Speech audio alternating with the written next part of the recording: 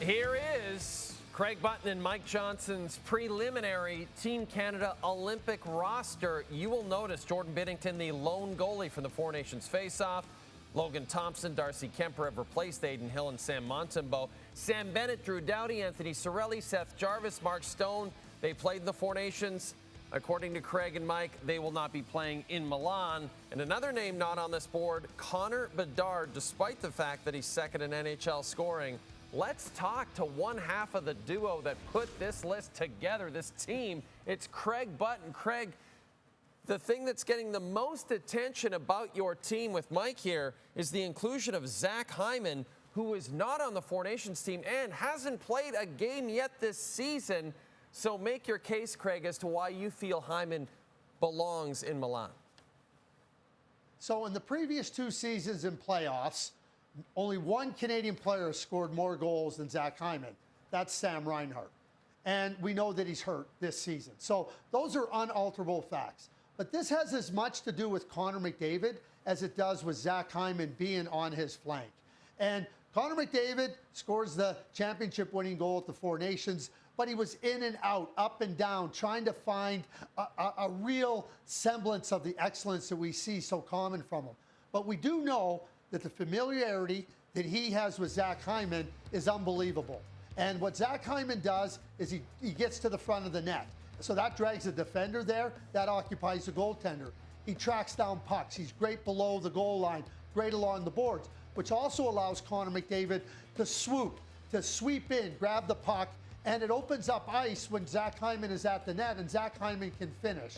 So when we look at Zach Hyman playing right there, we're looking at somebody that can give Connor McDavid that sense of comfort knowing what he has in him.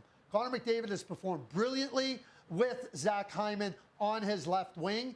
And then Zach's played the right wing as well, but we have him on the left wing, and that's why we locked him in there. We know that we're 3 months out of Milan, and we got to wait and see where Zach Hyman fits and whatnot. But he's at their summer camp. He's definitely on the radar there. They'll see how he plays, but at the same time, this has a lot to do with Connor McDavid and trying to make sure he can get to the highest level possible in a best-on-best competition. I think a lot of Canadian hockey fans wondered, Craig, if you and Mike would have Bedard, Celebrini, and Connor Bedard on this team as sort of a next generation of great Canadian hockey forwards.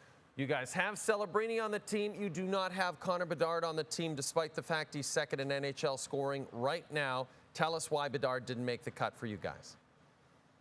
Well, when you look at the right side, and he's a right winger, you have Reinhart, you have Point, you have Marner, you have Tom Wilson. So, you know, where's he going to be? We don't see him as an extra player unless you want to go with the offense. Quite frankly, he's not better than Marner, Point, or Reinhart. He's not tested at this level. The fact that Connor Bedard has put himself in this conversation speaks volumes about Connor Bedard and where his game is headed. But, Jay, I'll be really straightforward with you. And Hockey Canada will tell you the same thing. The Olympics in 2026 have nothing to do with the next generation of players. It has to do with who can help you win. And Tom Wilson brings a skill set that's very different, an element that's very different than Connor Bedard. And I don't want to sit here and say Connor Bedard's like those first three right wingers, but he is. And he's not better than them. So unless you want him as an offensive player to be your extra forward, that's the only way we could see him on the team. Mike Johnson deserves a tremendous amount of credit.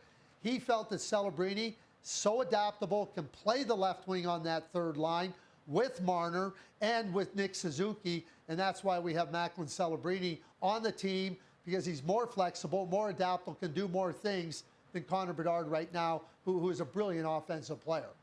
You've got Jordan Binnington, who has struggled to start the season as your Game 1 starter over Logan Thompson, who leads the league in goals against and save percentage. Is this really just rewarding Binnington for his excellent performance at the Four Nations, Craig? Absolutely. And he's going to get the grace of that. So, you know, when John Cooper spoke post-Four Nations Championship, he said, Jordan Binnington was always my guy. And that hasn't changed. And we know Jordan hasn't played well. Everybody knows it. But Game 1, he'll get the start. And we'll see how he gets his game in order. We'll see how the Olympics start. But Logan Thompson has been excellent. He was excellent last year. And Jay, let's not forget that in 2002, the guy that started didn't finish. And in 2010, the guy that started didn't finish. So this isn't about who is ultimately going to run the table for Team Canada, but starting for Team Canada will be Jordan Binnington. He's earned that. Jen, can you bring the board back up for me 1 second here? I want to ask you, Craig, about Brandon Montour as your 8th defenseman. I get that he's the 8th defenseman, but Pierre LeBrun talked about how impactful Brad Marchand and Drew Doughty were at the Four Nations as vocal leaders in the dressing room, considering the fact that the leadership group, Crosby, McDavid, and the like, are pretty quiet in general. I'm curious why you wouldn't have Doughty instead of Montour. Not to take anything away from Montour, of course, but wouldn't Doughty earn a spot as the 8th guy just based on everything he's done going all the way back to 2010 at the Olympics there? Why don't we bring Mark Messier, because nobody was stronger with a voice in the dressing room than Mark Messier. Bottom line, we all love Drew Doughty. He's the first ballot Hall of Fame. He's been a great player for Team Canada. And right now, I'm not so sure that he can get in there and help the team. We feel that Brandon Montour can be a real difference maker. He plays the game on his toes. He can play on the power play. He's a great skater. Drew has dropped off a little bit. And I'm not saying he won't be on the team. We're saying that if we're picking the team, we want Brandon Montour. And the bottom line, there's always going to be a changing of the guard. And we see it right here with Brandon Montour, not Drew Doughty. Now, Craig and Mike are going to update their roster next month, which means I get to talk to Craig again about this subject, which is my favorite thing to talk to Craig about. And that's all ahead of the roster deadline, which is December the 31st. Craig Button, thanks for this.